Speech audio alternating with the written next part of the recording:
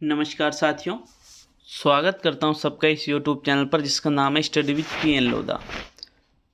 साथियों, शिक्षण विधियों का मॉडल पेपर नंबर 51 है। ये 50 टेस्ट इसके पहले मैं ले चुका हूं। अगर वो 50 टेस्ट देखना है आपको तो एंड स्क्रीन में मैंने प्लेलिस्ट लगा दी है, वहां पर जा कर के आप बिल्कुल वो 50 टेस्ट देख सकते हो। तो यहाँ पे 20 क्वेश्चन देखने को मिलेंगे, दोनों लेवल हेतु बहुत ही अच्छे, लाजवाब और शानदार प्रश्न। चाहे SST वालों की बात की जाए, साइंस मैथ्स वालों की बात की जाए, हिंदी वालों की, लेवल 1 वालों की, सभी के लिए बेहद ही महत्वपूर्ण क्वेश्चन है। तो शुरू करते हैं। टारगेट होना चाहिए आपका 15 क्वेश्चन आपको सही करना है। तो साथियों, पहला क्वेश्चन आपके है इसमें, गणित की प्रकृति के संबंध में कौन सा कथन सत्य नहीं है। पहला देखिएगा, यह एक निगमनात्मक विज्ञान है। दूसरा इसमें है, यह एक तार्किक विषय है। तीसरा है, गणित में मात्रात्मक तथ्यों और संबंधों का अध्ययन किया जाता है। और चौथा है, गणित विज्ञान की क्रमबद्ध, संगठित व यथार्थ शाखा है। 4 विकल्प यहाँ पर जो दिए गए हैं, इनमें से आपको ये देखना है कि जो सत्य नहीं है वो आपका राइट आंसर होगा। तो 5 सेकंड का टाइम दिया जाता है पहले क्वेश्चन के लिए। देखिएगा साथियों, चौथा विकल्प, तीसरा, दूसरा, ये 3 जो विकल्प है ये तो सत्य कथन है, लेकिन ये जो पहला कथन है ये सत्य न होकर ये असत्य कथन है, क्योंकि गणित निगमनात्मक विज्ञान न होकर के इसको आगमनात्मक विज्ञान की संज्ञा दी जाती है। किसकी? आगमनात्मक विज्ञान की इसकी संज्ञा दी जाती है, इसलिए ये कथन गलत है और यही आपको देखना था। तो प्रश्न नंबर 1 में कौन सा विकल्प राइट है? पहला विकल्प। देखिए, दूसरा तार्किक विषय भी है गणित, मात्रात्मक तथ्यों और संबंधों का भी अध्ययन करते हैं, विज्ञान की क्रमबद्ध, संगठित और यथार्थ शाखा भी है गणित। प्रश्न नंबर 2 पे आते हैं साथियों, सह संबंध उपागम किसके द्वारा दिया गया? Jailer, Herbert, J.S. ब्रूनर और मॉरिसन। दूसरे क्वेश्चन का राइट आंसर देना है। यहाँ पर तो तथ्यात्मक प्रश्न है, ज्यादा विचार नहीं करना चाहिए आपको। देखिए, सह संबंध उपागम हर्बर्ट के द्वारा दिया गया, लेकिन ये जो हर्बर्ट है ये कौन से वाले हर्बर्ट है? ये है हर्बर्ट स्पेंसर। कौन है साथियों? ये सह संबंध उपागम हर्बर्ट स्पेंसर ने दिया था। ये हर्बर्ट तो लिख रखा है, लेकिन ये हर्बर्ट कौन से वाले हैं? हर्बर्ट स्पेंसर है। एक और हर्बर्ट है, J.F. Herbert. J.F. Herbert Herbert Spencer के गुरु थे, याद रखना साथियों इस चीज को। तो सेकंड विकल्प आपके दूसरे क्वेश्चन में सही है। आगे बढ़ेंगे प्रश्न नंबर 3 की ओर। तीसरा क्वेश्चन है, गणित सभ्यता का प्रतिबिंब है, यह कथन किसका है? आर्यभट्ट, यंग, होगबेन और रामानुज। तो यहाँ पर भी गणित से संबंधित क्वेश्चन था। ये 2-3 क्वेश्चन गणित के भी ऐड किए थे, बाकी सामाजिक के भी बहुत सारे मिलेंगे और सभी चीज़ों के मिलेंगे, मैथ्स के, इसके साइंस के भी आपको मिल जाएंगे। देखिए, गणित सभ्यता का प्रतिबिंब है, आपने एक परिभाषा सुनी दी होगी, गणित सभ्यता एवं संस्कृति का दर्पण है। उसी को ही, उस परिभाषा को होगबेन के द्वारा दिया गया था। तो वही ये परिभाषा है, गणित सभ्यता का प्रतिबिंब है या फिर गणित सभ्यता एवं संस्कृति का दर्पण है। बात एक ही है साथियों, बस उसको थोड़ा सा अलग करके प्रस्तुत कर दी है। यहाँ पर आपका कौन सा विकल्प सही रहेगा? फिर तीसरा विकल्प सही रहेगा प्रश्न नंबर 3 में। आगे बढ़ेंगे प्रश्न नंबर 4 की ओर। चौथा क्वेश्चन क्या पूछ रहा है आपसे? शैक्षिक प्रौद्योगिकी में दृश्य श्रव्य सामग्री को क्या कहा जाता है? हार्डवेयर उपागम, सॉफ्टवेयर उपागम, दोनों और इनमें से कोई नहीं। तो एक होता है हार्डवेयर उपागम और एक होता है सॉफ्टवेयर उपागम। तो यहाँ पर देखिए, जो दृश्य श्रव्य सामग्री होती है, दृश्य श्रव्य का मतलब क्या हुआ? जिसमें सुनाई भी देता है, दिखाई भी देता है। जैसे कंप्यूटर है, टेलीविजन है, और भी बहुत सारी चीजें होती है जिसमें सुनाई और दिखाई, जैसे चलचित्र है। तो मित्रों, उसको हम हार्डवेयर उपागम के अंतर्गत सम्मिलित करते हैं। किस उपागम के अंतर्गत? हार्डवेयर उपागम के अंतर्गत। विकल्प नंबर 1 सही है चौथे क्वेश्चन में। नेक्स्ट प्रश्न नंबर 5 की ओर बढ़ते हैं। प्रश्न नंबर 5 है, कोई वस्तु कैसी है इसका निर्धारण किया जाता है? मापन से, मूल्यांकन से, परीक्षा से और उपयुक्त सभी से। तो जब भी आपको ये देखना है कि कोई वस्तु कैसी है, अच्छी है, बुरी है, उसके गुणों की बात की जाती है, तो गुणों की बात मूल्यांकन से होती है साथियों, मापन में तो अंक प्रदान किए जाते हैं। इसलिए आपका कौन सा विकल्प सही है फिर 5वें क्वेश्चन में? दूसरा विकल्प बिल्कुल सही आंसर है साथियों। आगे बढ़ेंगे प्रश्न नंबर 6 की ओर। प्रश्न नंबर 6, परियोजना विधि के संबंध में असत्य कथन है, इससे समस्या का व्यवहारिक हल प्राप्त होता है। यह बाल केंद्रित शिक्षण विधि है, उत्पादकता संबंधी गुणों के विकास हेतु उपयुक्त है और इस विधि में सभी विद्यार्थी रुचि लेते हैं। 4 विकल्प यहाँ पर दिए गए हैं, एक विकल्प ऐसा है जो सही आंसर होगा। असत्य कथन देखना है परियोजना विधि के बारे में। परियोजना विधि की बात करें तो किलपेट्रिक के द्वारा परियोजना विधि दी गई थी साथियों, जॉन डीवी की विचारधारा पर आधारित है। परियोजना विधि में समस्या का व्यवहारिक हल ही प्राप्त होता है हमेशा। बाल केंद्रित शिक्षण विधि है क्योंकि छात्र एक्टिव रह के सीखते हैं, करते हुए करके सीखना। उत्पादकता संबंधी गुणों का भी इसमें विकास होता है साथियों, इसलिए ये भी सत्य कथन है। तो यहाँ पर ये तीनों कथन तो सत्य है, लेकिन विद्यार्थी रुचि लेते हैं, सभी विद्यार्थी, ऐसा कोई जरूरी नहीं है। जो मंदबुद्धि बालक होते हैं या फिर बहुत सारे अलग अलग स्वभाव के बालक होते हैं, तो ऐसा नहीं है कि भाई सभी विद्यार्थी रुचि लेंगे। हो सके कोई विद्यार्थी रुचि नहीं लेता है इन कार्यों में। तो विकल्प नंबर 4 सही है प्रश्न नंबर 6 में, क्योंकि आपने देखा होगा कई विद्यार्थी पढ़ने में ही रुचि नहीं लेते हैं, तो यूँ थोड़ी है कि सभी विद्यार्थी इस विधि से पढ़ने में रुचि लेंगे। तो चौथा विकल्प आपका सही रहेगा 6ठे क्वेश्चन में। आगे बात करेंगे प्रश्न नंबर 7 की। साथियों 7वां क्वेश्चन है आपके, एक बार देखना हजारों बार सुनने से बेहतर है। ये कथन किसके महत्व को बताता है? सहायक सामग्री के, शिक्षण के, पाठ्यक्रम के और सभी के। तो सुना होगा आपने, एक बार किसी चीज को देख लो और 1000 बार सुन लो। तो जो एक बार देख लो जो उतना ज्यादा इफेक्टिव वो होता है ना, 1000 बार सुनने वाली चीज भी उतनी ज्यादा इफेक्टिव नहीं होती है। तो ये सब चीजें, ये जो कथन है ये चीनी कहावत है साथियों, ये प्रसिद्ध चीनी कहावत है ये, और ये शिक्षण सहायक सामग्री के महत्व को प्रदर्शित करता है, सहायक सामग्री के महत्व को, क्योंकि भ्रमण भी प्रत्यक्ष अनुभव जहां पर मिलता है वो भी सहायक सामग्री के अंतर्गत ही उसको रखा जाता है। विकल्प नंबर आपका 1 सही है साथियों प्रश्न नंबर 7 में। आगे बढ़ेंगे प्रश्न नंबर 8 की ओर।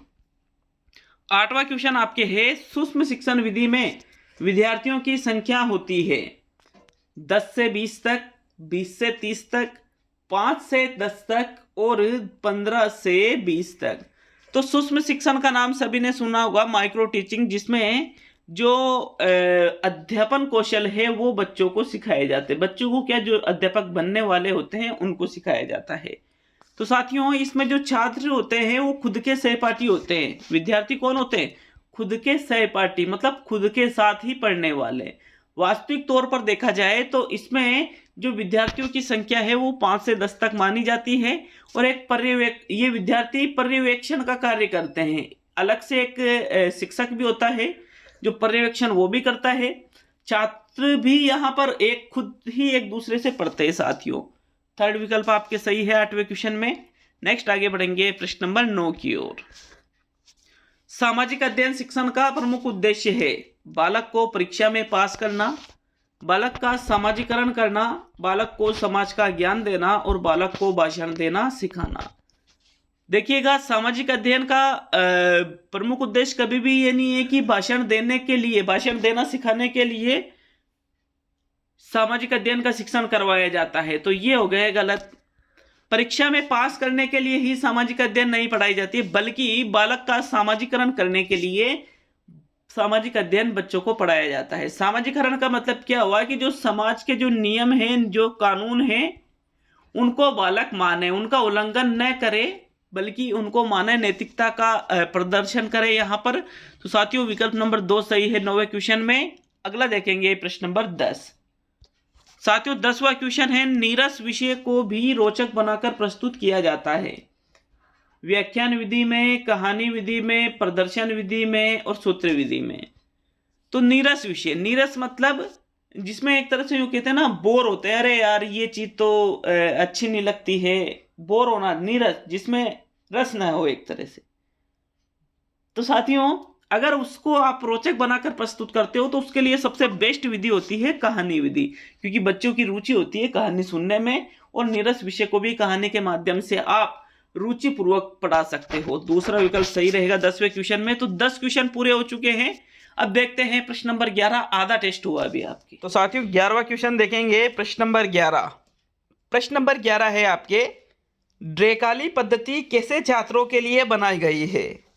बहरे बालकों के लिए बनाई गई है, गूंगे बालकों के लिए बनाई गई है, अंधे बालकों के लिए बनाई गई है, या मानसिक रूप से विकृत बालकों के लिए बनाई गई है? तो साथियों यहाँ पर देखिएगा, जो 10वां प्रश्न है इसका सही विकल्प का चुनाव करना है आपको। ड्रेकाली पद्धति की बात करें तो ड्रेकाली पद्धति ड्रेकाली के द्वारा ही दी गई है और ये बहरे बालकों के लिए नहीं है, गूंगे बालकों के लिए नहीं है, अंधे बालकों के लिए तो ब्रेल लिपि का प्रयोग होता है, लेकिन जो मानसिक रूप से विकृत बालक होते हैं साथियों, उनके लिए ड्रेकाली पद्धति बनाई गई है। चौथा विकल्प आपके प्रश्न नंबर 11 में राइट आंसर है। चलिए आगे बढ़ेंगे प्रश्न नंबर 12 की ओर। 12वां क्वेश्चन देख लेते हैं। कहानी, कविता, नाटक और गीतों के माध्यम से बच्चे केवल अपनी तर्क शक्ति का विकास करते हैं, अपनी सांस्कृतिक धरोहर से जुड़ते हैं, केवल मनोरंजन प्राप्त करते हैं और केवल मूल्यों का अर्जन करते हैं। तो साथियों जो कहानी है, जो कविता है, जो नाटक है और जो गीत है, यहाँ पर ये देखिएगा केवल शब्द आ रहा है ना, तो केवल मनोरंजन के लिए तो होता ही नहीं है और केवल तर्क शक्ति नहीं, अन्य भी चीज़ें होती है। इसलिए यहाँ पर ये कथन गलत, ये कथन गलत, और यहाँ चौथा कथन भी ये भी केवल आ रहा है, केवल मूल्यों का अर्जन थोड़ी करते हैं, इसलिए बहुत सारी चीज़ें होती है इनके अलावा भी। तो यहाँ पर तीसरा, चौथा और पहला विकल्प गलत हो गया है। देखिएगा आपका जो दूसरा विकल्प है, फिर देखते हुए विकल्पों को अपनी सांस्कृतिक धरोहर से जुड़ते हैं, ये कथन बिल्कुल सत्य है। जो कहानी है, कविताएं हैं, नाटक है, गीत है, इनके माध्यम से बच्चे क्या करते हैं साथियों, अपने सांस्कृतिक धरोहर से जुड़ जाते हैं।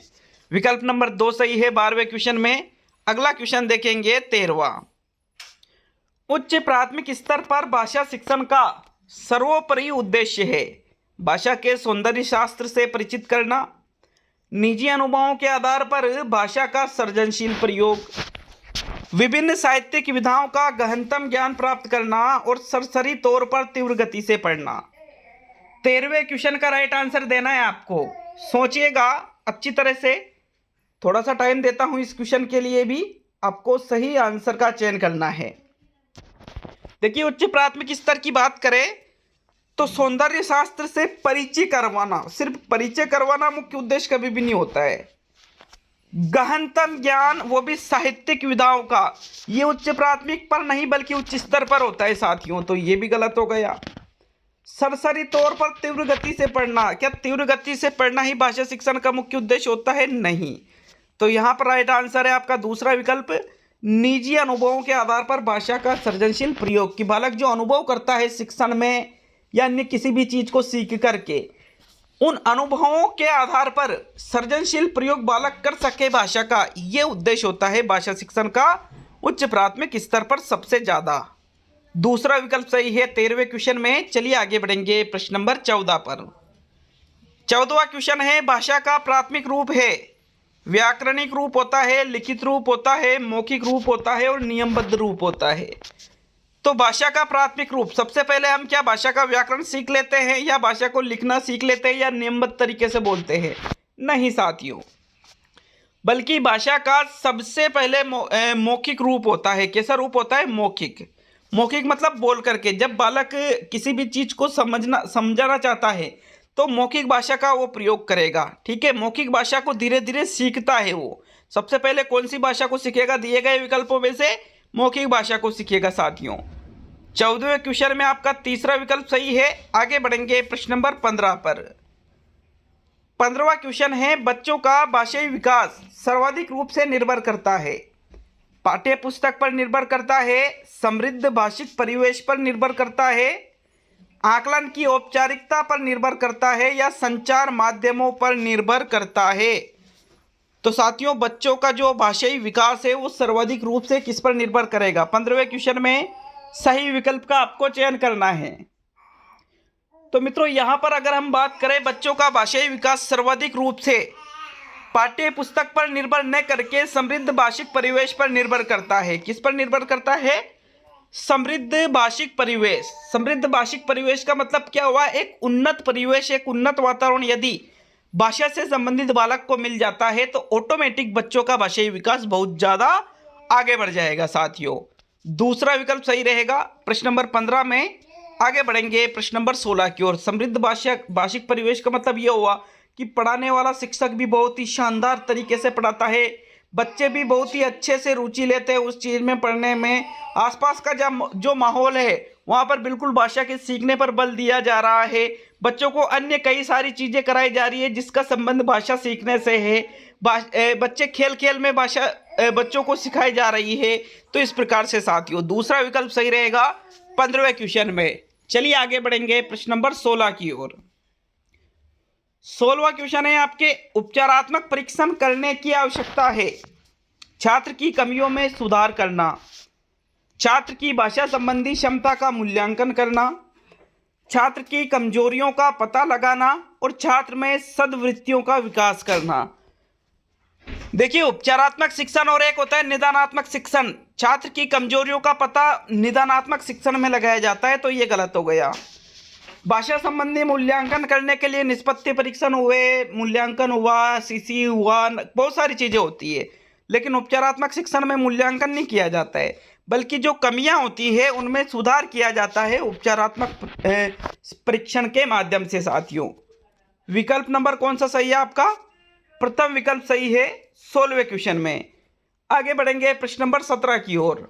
तो साथियों देख लेते हैं 17वें क्वेश्चन को। आशा आपको वीडियो अच्छा लग रहा होगा। वीडियो अच्छा लगे तो एक छोटा सा लाइक आप कर सकते हो हमें मोटिवेशन देने के लिए साथियों, क्योंकि इस दौर में भी हम आपके लिए वीडियो ला रहे हैं जहां पर देखिएगा अधिकतर चैनल, लगभग बड़े से बड़ा चैनल भी लगातार वीडियो नहीं लाता है अब, और हमारी ये कोशिश है कि बस आपका लिंक नहीं टूटे साथियों। सतत और व्यापक मूल्यांकन का उद्देश्य यह जानना है कि बच्चे क्या नहीं जानते हैं, बच्चे कैसे सीखते हैं, बच्चों को अगली कक्षा में प्रोन्नत किया जाए अथवा नहीं, और इनमें से कोई नहीं। तो 17वें क्वेश्चन का सही विकल्प का चुनाव करें। 17वें क्वेश्चन में कौन सा विकल्प सही रहेगा? देखिएगा, 17वें क्वेश्चन में राइट आंसर है बच्चे कैसे सीखते हैं। मतलब वो जो तरीका होता है एक सीक्वेंस तरीके से, ठीक है, ये जानना ही सीसी का मुख्य उद्देश्य माना जाता है साथियों, कि बालक आखिर सीखता कैसे है। ऐसा नहीं है कि वे क्या नहीं जानते हैं, इस चीज के लिए सीसी किया जाता है, या फिर अगली कक्षा में उनको प्रोन्नत किया जाए, मतलब पास किया जाए या फेल किया जाए, इसके लिए सीसी किया जाता है, नहीं, बल्कि वो सीखते कैसे हैं, ये सबसे बेस्ट आंसर है साथियों, इसके लिए सीसी किया जाता है। विकल्प नंबर 2 सही रहेगा 17वें क्वेश्चन में। आगे बढ़ेंगे प्रश्न नंबर 18 की ओर। बच्चों की भाषाई क्षमता की क्रमिक प्रगति के बारे में बताने में सर्वाधिक मदद करता है पोर्टफोलियो, लिखित परीक्षा, अवलोकन और जांच सूची। तो 18वें क्वेश्चन में सही विकल्प का चुनाव कीजिए साथियों। प्रश्न नंबर 18 में कौन सा विकल्प आपका राइट आंसर होगा? बताइए राइट आंसर। देखिए, अगर आपको क्रमिक प्रगति जाननी है तो क्रमिक प्रगति के लिए सबसे ज्यादा मदद पोर्टफोलियो करता है। पोर्टफोलियो में बालक के विकास के संदर्भ में एक एक तथ्य, एक एक सूचनाएं आपको मिल जाती है साथियों, कि बालक कैसा परफॉर्मेंस कर रहा है, बालक किस क्षेत्र में ज़्यादा रुचि लेता है, किस क्षेत्र में बालक का एक विशेष स्कोर आता है, विशिष्ट उसके गुण किस क्षेत्र में प्रदर्शित होते हैं, कितना सीख रहा है, कितना नहीं सीख रहा है, कैसी उसकी रिपोर्ट है, ये सभी चीज़ें पोर्टफोलियो के माध्यम से मिलती है साथियों। 18वें क्वेश्चन में आपका प्रथम विकल्प सही है। चलिए आगे बढ़ेंगे प्रश्न नंबर 19 की ओर। तो आपके 19वां क्वेश्चन, परीक्षा के दिनों में अधिकतर प्रयोग में ली जाने वाली प्रयोग विधि है स्व-अध्ययन, पर्यवेक्षित अध्ययन, असाइनमेंट और लिखित कार्य। परीक्षा के दिनों की बात करें तो एग्जाम जब पास में आ जाता है तो असाइनमेंट, स्व-अध्ययन, पर्यवेक्षित अध्ययन और लिखित कार्य, इन चारों में से जो प्रविधि प्रयोग में ली जाती है साथियों वो होती है स्व अध्ययन, सेल्फ स्टडी जिसको हम कहते हैं। हमारे एग्जाम पास में आ जाता है तो हम क्या करते हैं, परीक्षा के दिनों में अधिकतर स्व अध्ययन या सेल्फ स्टडी करते हैं। सेल्फ स्टडी के माध्यम से हम बहुत सारी चीज़ों को जल्दी जल्दी पढ़ लेते हैं और कम समय में ही ज़्यादा चीज़ें एक साथ कवर हो जाती है। तो विकल्प नंबर कौन सा सही है आपका? प्रथम विकल्प सही है 19वें क्वेश्चन में और आज का अंतिम और 20वां क्वेश्चन। लेकिन साथियों, अगर वीडियो अच्छा लगे तो लाइक तो आपने कर दिया होगा, कमेंट करके जाइए कि कितने क्वेश्चन आपके सही हुए हैं और ये भी बता के जाइए कि टेस्ट आपको कैसा लगा। साथियों, ये भी जरूर बता कर जाए हमें। कल भी वापस वीडियो आएगा, जैसे रोजाना मैं एक वीडियो तो डालता ही डालता हूँ, कोई विशेष कारण आने पर ही वीडियो रुकता है, नहीं तो वीडियो नहीं रुकता है। 20वां और आज का अंतिम क्वेश्चन है, पाठ योजना में सबसे पहला आवश्यकता होती है मूल्यांकन प्रश्नों की, सहायक सामग्री की, प्रस्तावना की और शिक्षण उद्देश्यों की। तो जब हम लेसन प्लान बनाते हैं, पाठ योजना का निर्माण करते हैं, तो निर्माण करने से पहले ही क्या आप मूल्यांकन प्रश्न बना लेते हो सबसे पहले उसमें, या सबसे पहले सहायक सामग्री को देखते हो या प्रस्तावना प्रश्नों को? नहीं, बल्कि सबसे पहले हमें जरूरत पड़ती है शिक्षण उद्देश्यों की। जो शिक्षण उद्देश्य होते हैं कि आखिर हम ये बच्चों को पढ़ा क्यों रहे हैं, उसका उद्देश्य क्या है। तो साथियों, पाठ योजना निर्माण में सबसे पहले शिक्षण उद्देश्यों की आवश्यकता होती है। फोर्थ विकल्प आपके 20वें क्वेश्चन में राइट है, तो चौथा विकल्प सही है 20वें क्वेश्चन में।